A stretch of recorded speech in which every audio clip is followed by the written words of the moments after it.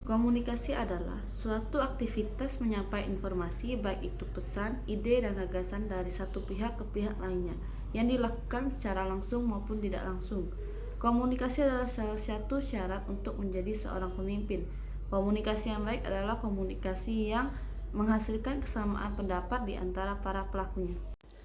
Terdapat 5 jenis gaya komunikasi dalam kepemimpinan. Yang pertama itu gaya controlling.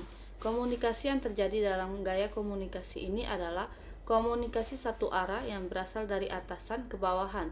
Yang kedua itu ada gaya equalitarian, yang dimana komunikasi kepemimpinan jenis ini melakukan penyebaran informasi atau ide dengan arus dua arah, baik dari atasan ke bawahan maupun sebaliknya. Yang ketiga, gaya struktural. Pada gaya komunikasi ini, pemimpinan itu mencoba mempengaruhi bawahan dengan cara memberikan informasi terkait tujuan, penjadwalan kerja, aturan kerja, prosedur kerja dalam organisasi atau perusahaan. Yang keempat itu gaya dinamis. Dalam gaya ini, baik pemimpin dan bawahan itu sadar betul bahwa lingkungan organisasi atau perusahaan mereka itu dinamis, sehingga mereka hanya berfokus pada tindakan. Yang kelima itu gaya relinquishing. Dalam gaya komunikasi ini, pemimpin memiliki sifat bersedia dalam menerima saran atau ide dari orang lain. Dalam proses komunikasi bisa saja terjadi miskomunikasi. Miskomunikasi pada umumnya terjadi akibat para anggota organisasi yang saling mengabaikan atau menganggap sepele masalah komunikasi ini. Padahal dalam suatu organisasi, komunikasi adalah kuncinya.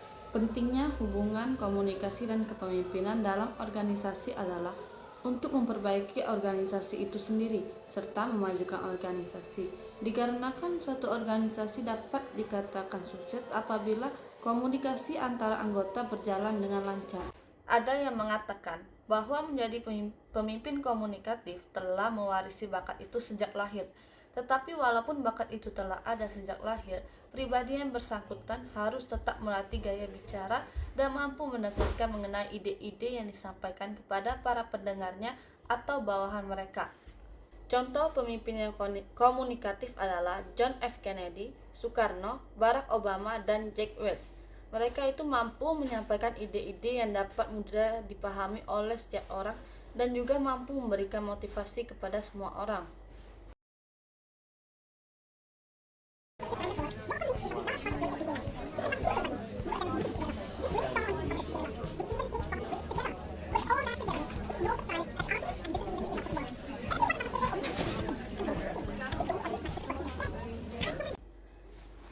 Dalam sebuah organisasi, para pemimpin itu harus mengetahui dengan baik karakter anak buahnya, dan anak buahnya juga harus mengetahui karakter dari pemimpinnya.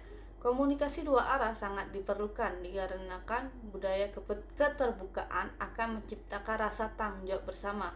Bagaimana jika seorang pemimpin tidak mengetahui karakter anak buahnya? Begitupun anak buahnya tidak mengetahui karakter pemimpinnya, maka tidak akan tercipta sebuah komunikasi yang efektif, dan itu akan terus mengganggu kinerja dari organisasi.